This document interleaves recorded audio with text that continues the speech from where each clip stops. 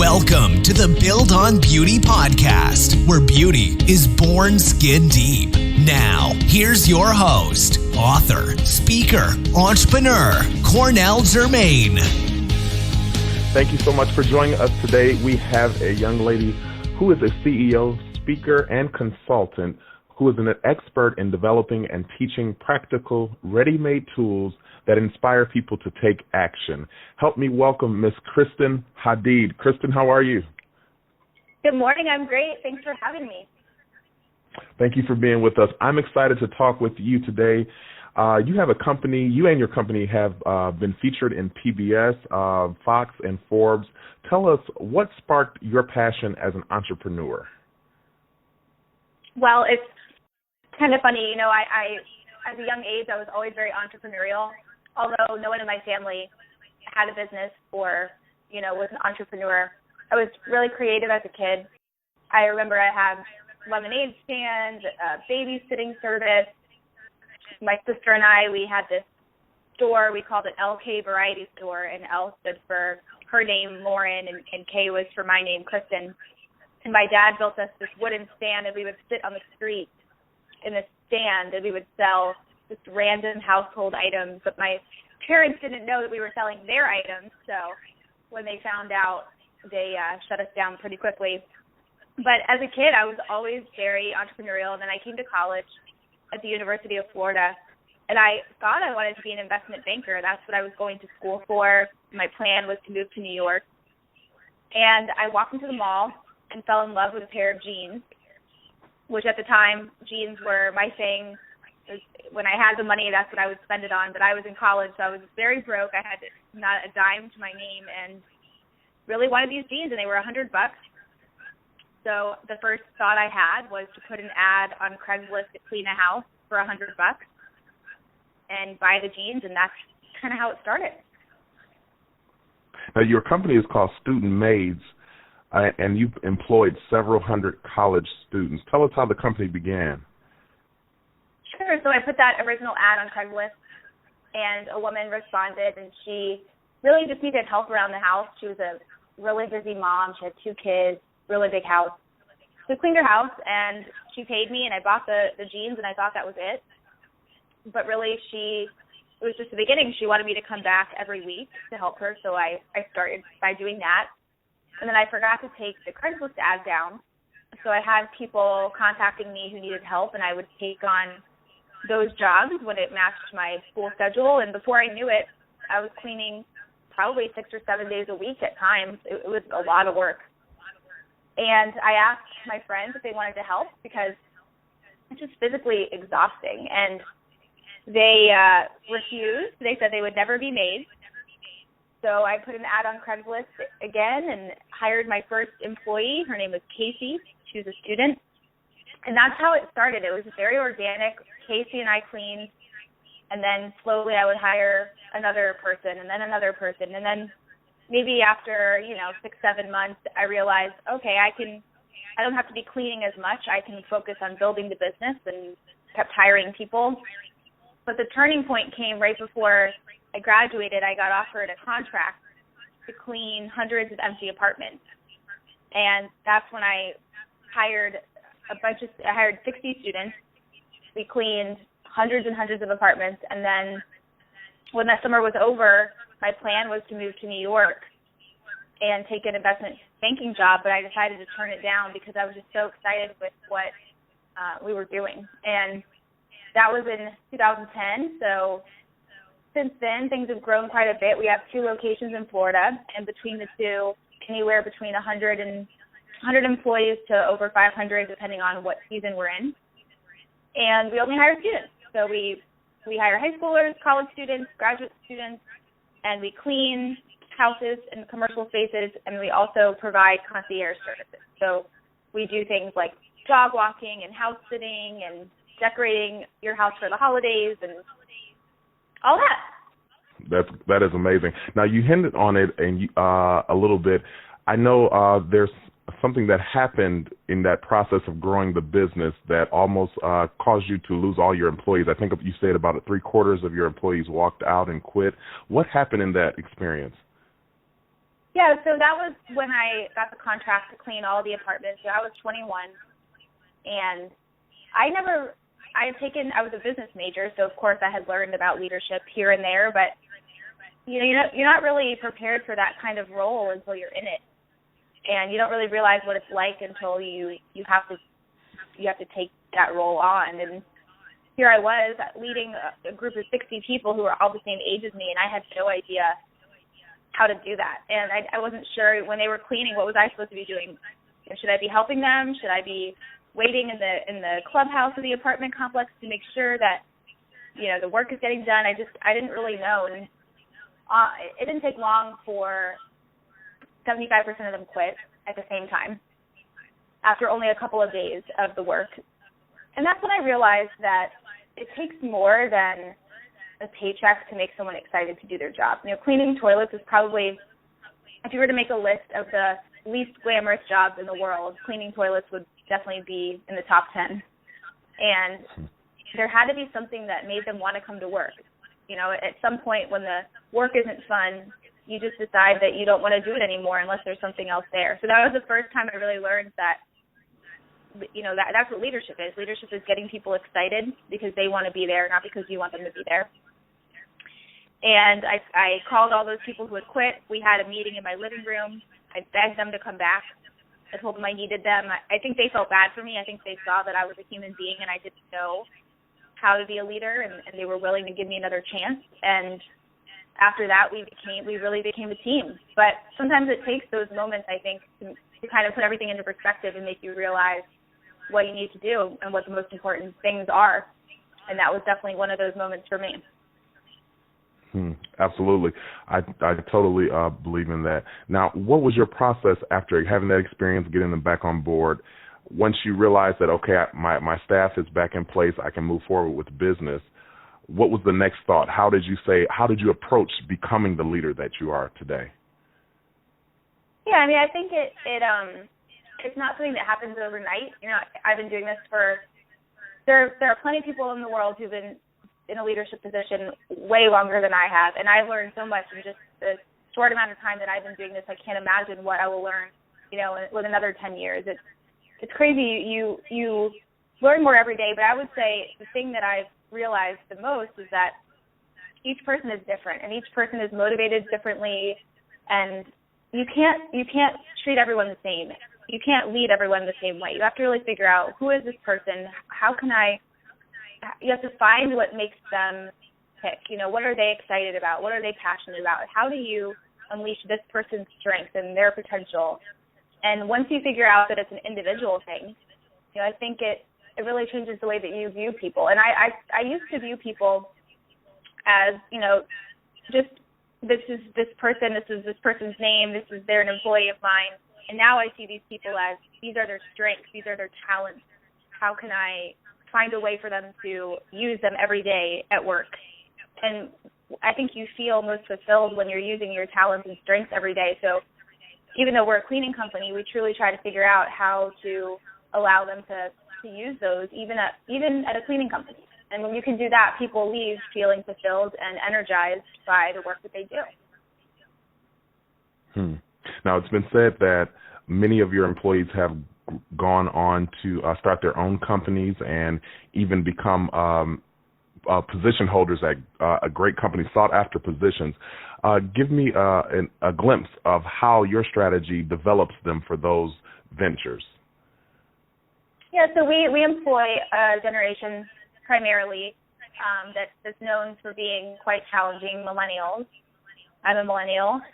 We grew up in a world, I think, that just technology is our world, and so as a result, we have some shortcomings that we've got to figure out how to get through. We're not very good with communication because everything has been on the cell phone. We really like things instantly because everything in our life, when we've wanted something, we get it right now. You want to watch a movie, you just go on and you log on and you watch it, or you order something and it's on your doorstep. And we have, we were the participation generation. We got trophies for everything that we did, even if we won last place. So in the workplace, it's a really big problem because that's not the way the real world is. And we found early on that our employees had trouble handling feedback. They expected things right away. They expected a promotion right away. They expected to be able to open their own student-made location even when they had been late the last 6 out of 10 days. And so we decided before we even start training people on how to clean, we need to train them on how to be a human being, like how to have a conversation and not use your cell phone, and how to give feedback and handle feedback. And so our training focuses mainly on the interpersonal skills, and then we teach them how to clean. And because of that, they really step up, and they, compared to their generations, they have this set of skills that are really hard to find. And as a result, they take on these leadership positions that really they shouldn't be ready for, and they start their own companies. But it just shows that if you can create a culture that really is for the people, figuring out what can you give your people to make them the most successful they can be, figure out how to do that.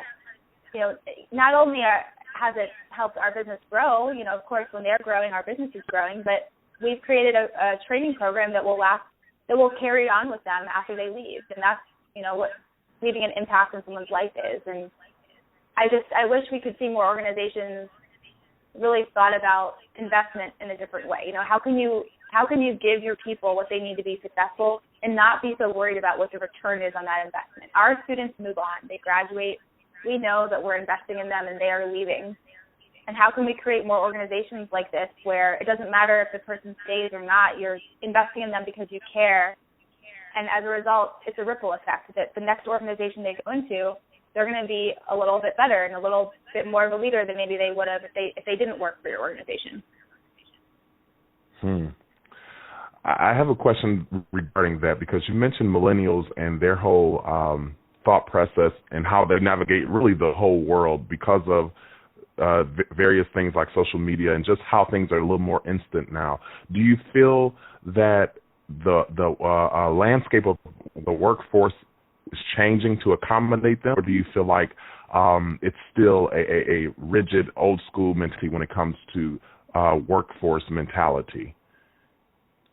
No, I think that, I think in general, you see both. In 2020, millennials are 75% of the workforce. So at some point, everyone's got to be able to adapt and change a little bit. But I don't think it means that you change your business completely to meet millennials where they are. I think that certain things need to stay the same. For example, the personal relationships, and at Student-Made, we don't use the cell phone to give feedback or to have the conversations that really matter. All that is done face-to-face, and that element, I think, is really important, and we can't lose that. Even though technology is making things more efficient, we can't let it change the way we build relationships. So, in answer to your question, I think that I see some organizations really changing a lot, and as a result, they're attracting millennials, they're keeping them, they're retaining them as employees and as customers.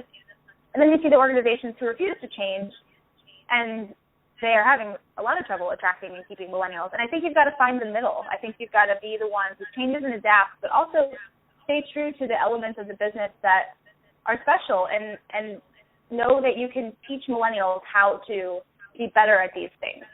So for us, we use technology. Yes, we've changed the way that we hire and because of this new generation, but there are some things that we do that are very traditional, and that's like walking into a house and introducing yourself to the client and building a relationship. And that part of our business we'll never lose. But that means that we have to teach these students how to do that. You have to give your people the tools. Now let's talk about the young lady who's like yourself, may have a passion for entrepreneurship but doesn't have the example around them. They know that they have this drive and they're not comfortable with status quo of the workforce. They don't want to just work for a company 40 years, retire, and go on vacation. They have a different mindset. How should they approach their passion for entrepreneurship? What tips would you give them? Yeah, I read a lot at the beginning. I didn't have a mentor per se.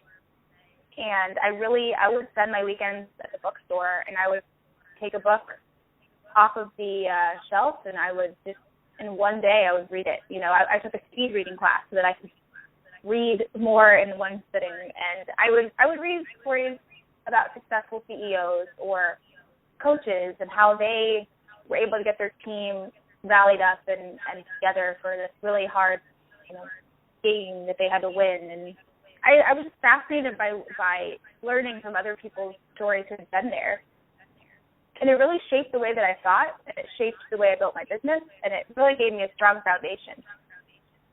And I think that, reading is huge. I would say that. I would also say there are a lot of people who told me no, from being denied bank loans to people questioning why I would turn down a job in New York to stick with a cleaning company, and you can either take those comments and you can let them get to you, you can let them shape you, you can let them get in the way of you and your dream, or you can choose to use them as the fuel to get you closer to where you want to be. And that's, I was sick of people telling me no, and I knew inside that I could do this if I really tried, and I kind of had the mentality that I was going to prove them wrong. And I think everyone's good at whenever you're really trying to achieve something, especially when it comes to entrepreneurship, there can be a lot of people around you who doubt that choice. And they, it's scary, it's a risk, it's not guaranteed. And so the people around you who care about you and love you might say, this might not be the best path, and you have to really feel it and believe it. And when you believe it, others believe it. So when my friends and my family, when they saw that I was really passionate about this, their no's turned into encouragement, and they saw this is something I really wanted, and so because I wanted it, they wanted it too. Amazing. Now, you're working on a book. Tell us about that. What can we expect? Well, yes, it's still being written.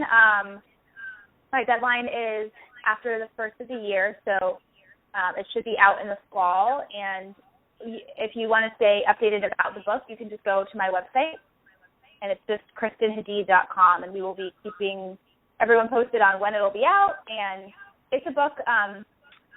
It's still very much evolving, but it is definitely a book about leadership and how to really create a culture that brings out the best in the people around you.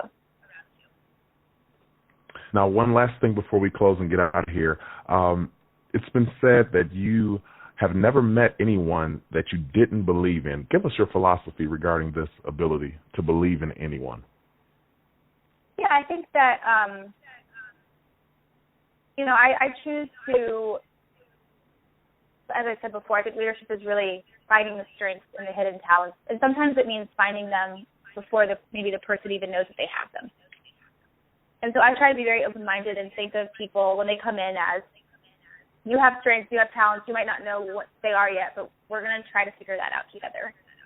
And something that's to me very hard in leadership is, when do you choose to give up on people? And that was something that took me a long time to learn. And I realized it's when their strengths outweigh their weaknesses, you never give up. And you choose to really see, instead you say, how can I make their strengths even bigger? How can I play on their strengths even more?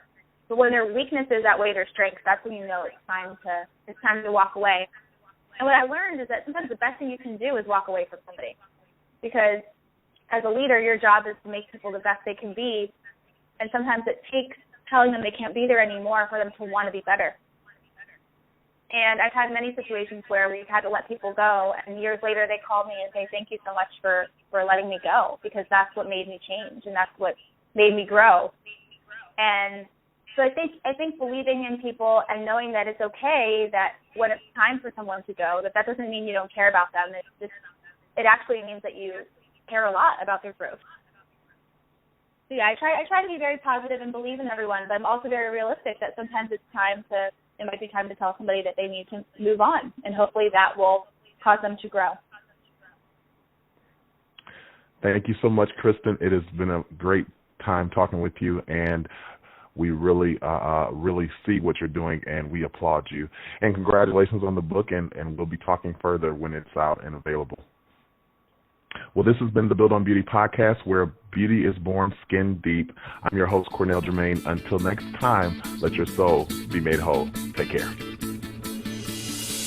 Thank you for listening to the Build on Beauty podcast. For more information about our host, please visit cornelljermaine.com.